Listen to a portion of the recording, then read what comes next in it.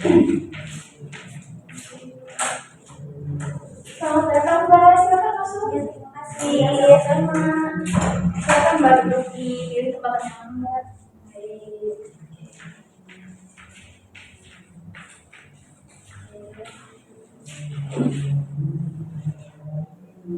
Sudah nyaman ya Mbak? Sudah.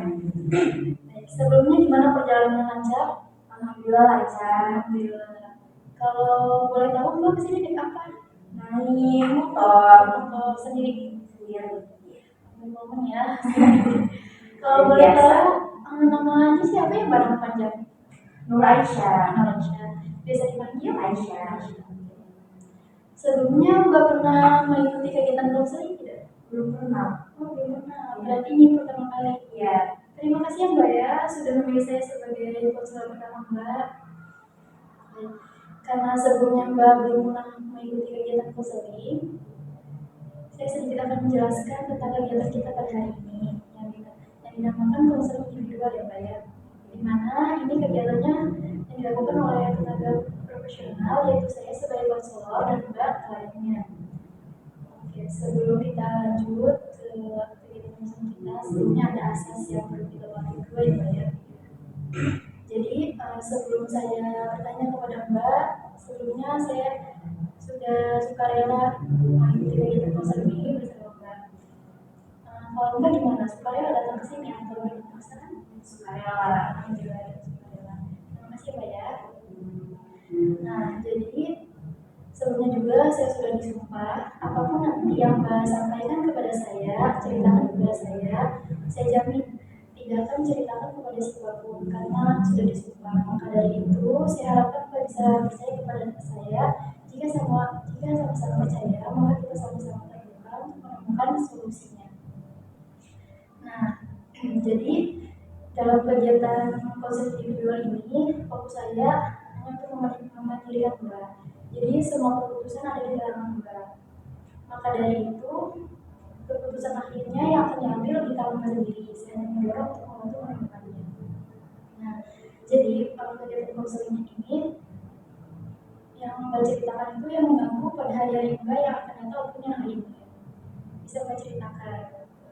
Jadi Mbak bisa percaya kepada saya. Insya Allah.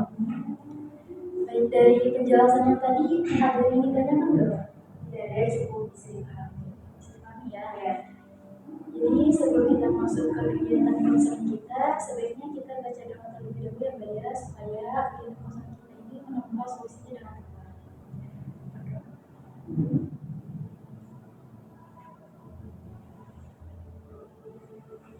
Gimana Mbak, kita lihat dulu kali ya, terlalu dekat. Gimana Mbak, ini ada yang menceritakan atau disampaikan kepada saya? Jadi Mbak, saya ini lagi pusing banget, lagi kayak bingung juga, tertekan capek gitu ya. Soalnya saya kan kuliah gitu, terus juga saya ikut organisasi, jadi kayak bingung itu loh, kayak belum bisa manage waktunya. Kalau boleh saya tahu tertekannya itu gimana ya Mbak? Ini loh, kan di organisasi itu saya kayak suka di apa ya, dikasih kepercayaan gitu kan, kayak bikin surat lah atau inilah itulah gitu. Terus juga di kuliah ini lagi banyak tugas, apalagi kan sekarang saya lagi UAS ya gitu, kayak banyak banget tugasnya. Jadi saya juga bingung mau jadi mana dulu, di organisasi kah atau kuliah, soalnya dua-duanya itu tanggung jawab gitu. Jadi di dalam organisasi ini Mbak dipercaya ya untuk melakukan sesuatu. Kalau boleh tahu berapa organisasi yang berarti? Satu doang sih. Satu ya. Kalau boleh tahu di organisasi ini Mbak keberatannya di bagian mana? Di bagian itu apa ya, saya kan ini ya BPH gitu.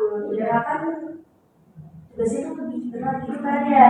Saya juga sekretaris gitu, jadi kayak berat. Apa itu mau ada acara ya kayak bikin surat lah ini itu gitu loh. Oh berarti selalu ditagi-tagi gitu ya? Iya. Kapan nih? Gitu ya? Iya. Gitu. Dari Mbak sendiri, apakah Mbak suka ya biasanya untuk melakukan hal itu sebelumnya?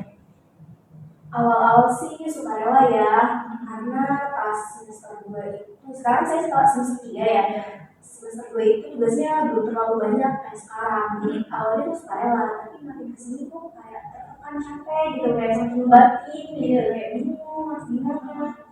Jadi kayak nabrak gitu ya Iya. antara kuliah sama organisasi. Kalau boleh tahu, di bagian kuliah yang tertekannya di bagian mana Mbak? Oh, ini di bagian tugas-tugas sih, terus gitu kayak gimana ya?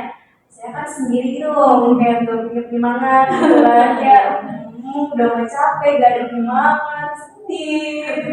Ya, oke. Dari cerita Mbak tadi, berarti kedua-duanya itu tentang manajemen waktu ya Mbak ya? Iya. Jadi bentrok itu ya, jadi bingung untuk memanage waktunya. Biasanya Mbak tuh menumbuhkan semangatnya tuh gimana Mbak? Menumbuhkan semangat ketika mengerjakan tugas gitu. Kalau saya sih ya, kalau misalnya emang lagi capek banget gitu, biasanya kayak ya udah gitu, diistirahatin aja diri sendiri. Nanti juga kayak apa ya, termotivasi sendiri gitu loh, kalau misalkan capeknya udah terus juga kan ditambah kayak suka melihat temen kos kan kosnya bertiga gitu kan ya, kayak melihat ih ibu udah menjadi apa ya, termotivasi lah gitu melihat temen yang rajin jadi tugas Terbawa gitu ya, Iya. ya saya belum selesai nih gitu. Oke, jadi dari cerita Mbak tadi itu melihat teman yang sudah ngerjain juga gitu ya. Terus kalau misalkan emang mau ngerjain tugasnya lagi harus istirahat dulu sebentar gitu ya. Oke, kalau misalkan kebalikannya itu Mbak, maksudnya Mbak malas bertugas itu kenapa? Malas kerjain tugas. Biasanya Mbak suka mepet itu nggak kerjainnya? Biasanya kalau ngerjain tugas malas ngerjain tugas tuh karena capek itu loh, kayak saking banyaknya tugas jadi bingung mau ngerjain yang mana. Jadi kayak ya udahlah, nanti juga kalau misal udah deadline-nya mepet baru ngerjain. Jadi kayak dirinya tuh tergerak sendiri loh kalau udah mepet deadline. Tapi kalau belum mepet tuh kayak ya udahlah, capek banget tugas jadi ya udah diobrolin aja gitu loh. Iya sih. Kalau misalkan organisasinya gimana tuh Mbak? Kalau misalkan Mbak lagi malas banget kerjain sesuatu itu, apa Mbak tinggalin atau gimana? Kalau organisasi mah namanya juga kan ada ini ya, kayak ada atasannya gitu kan, ada yang nge-push gitu loh kalau misalnya disuruh bikin surat, jadi ya hari besok memang udah jadi kayak mau gak mau organisasi itu dikerjain. Tapi kalau tugas kuliah gitu ya, itu tuh kayak dinantiin gitu loh, apalagi kalau misalkan deadline itu masih lama gitu, jadi udah beda lagi nih kalau organisasi mah. Soalnya itu tuh kalau di kuliah itu ketuanya kita sendiri gitu Mbak. Iya. Kalau boleh tahu tujuan Mbak nih ya kuliah di universitas ini apa Mbak? Tujuan kuliah ya. Tujuan kuliah. Pengen kerja di pemerintahan.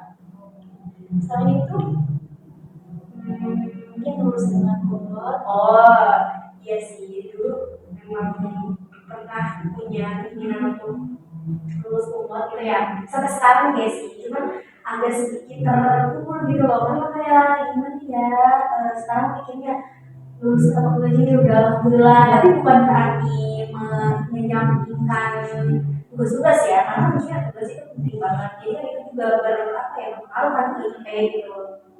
Jadi meskipun kayak sekarang mikirnya yang lulus tepat waktu, tapi juga sambil nge-push IP sih. Mbak bingung manage waktu ini itu terjadi dari semester berapa? Baru semester 3 ini. Semester 3 ya. Jadi waktu semester 1 doang masih santai. Iya. Nggak terlalu banyak. Sebenarnya tadi tujuan Mbak itu ya bisa untuk apa namanya untuk digapai dengan yang tadi Mbak termotivasi dengan tamu kosan Mbak yang sudah mengerjakan, jadi Mbak juga ikut terbawa mengerjakan gitu ya. Nah dari keduanya Mbak belum pernah nggak melakukan suatu hal gitu untuk menumbuhkan lagi semangat itu untuk mengerjakan satu persatu tanpa harus dihitung jadi banyak gitu. Kayak bikin jadwal gitu udah pernah belum Mbak yang dipasang di lemari? Oh alah, kalau itu sering. Oh sering ya? Iya, sering. Tapi nggak dilanjut. Biasanya bikin jadwal kayak gitu tuh kalau udah mau mepet deadline. Berarti kayak sama aja gitu tuh ya Mbak ya? Iya.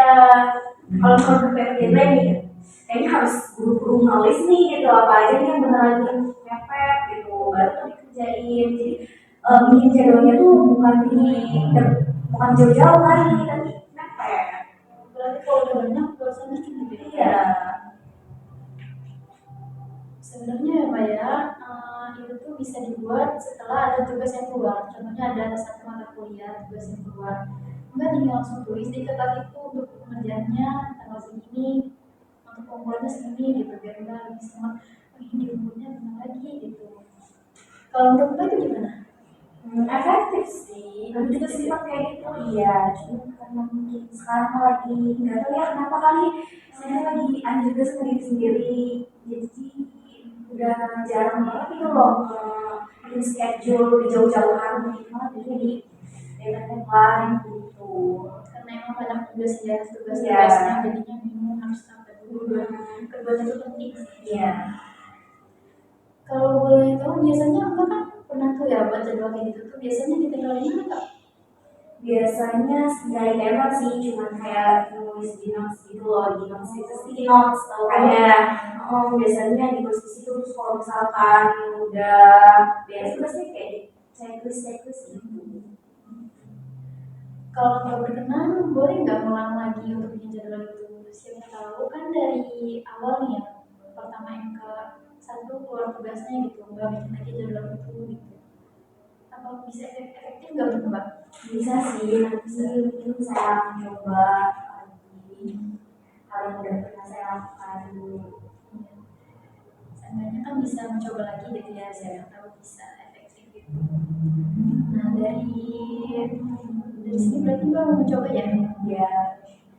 Nah ketika nanti Mbak bikin notes itu jadwal lisan tugas Mbak, nanti bukan untuk kuliah aja ya, bukan untuk tugas kuliah aja, tapi tugas organisasi juga ya Mbak ya. Mbak boleh kirim ke saya dicoba biar menjadi bahan evaluasi apa ini efektif apa enggak. Kalau misalkan tidak efektif bisa kita cari hal yang lain, kalau misalkan efektif alhamdulillah gitu. Ya, oke. Oke, gimana Mbak perasaannya setelah kita menyampaikan satu sama lain?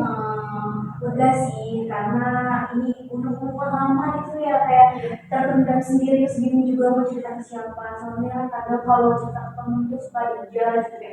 Makanya kalau saya ikut organisasi lah, saya sendiri gitu. Jadi ya sekarang udah lega juga sih, dan tahu juga apa yang harus diambil like ke depannya. Karena emang keduanya itu positif ya, karena emang itu cuma minggu doang gitu ya untuk manage waktunya. Baiklah, terima kasih ya Mbak ya, Mbak sudah menjadi pribadi yang mandiri menemukan solusinya dari Mbak sendiri, saya bantu untuk menemukannya. Jadi perasaannya udah mulai lega gitu ya. Iya, terima kasih kembali ya. Sama-sama.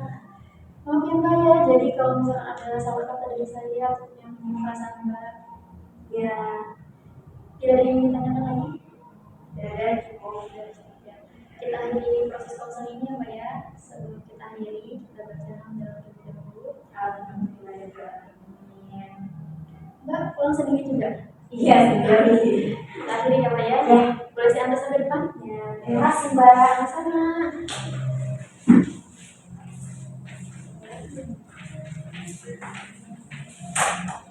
Terima kasih. Hati-hati ya.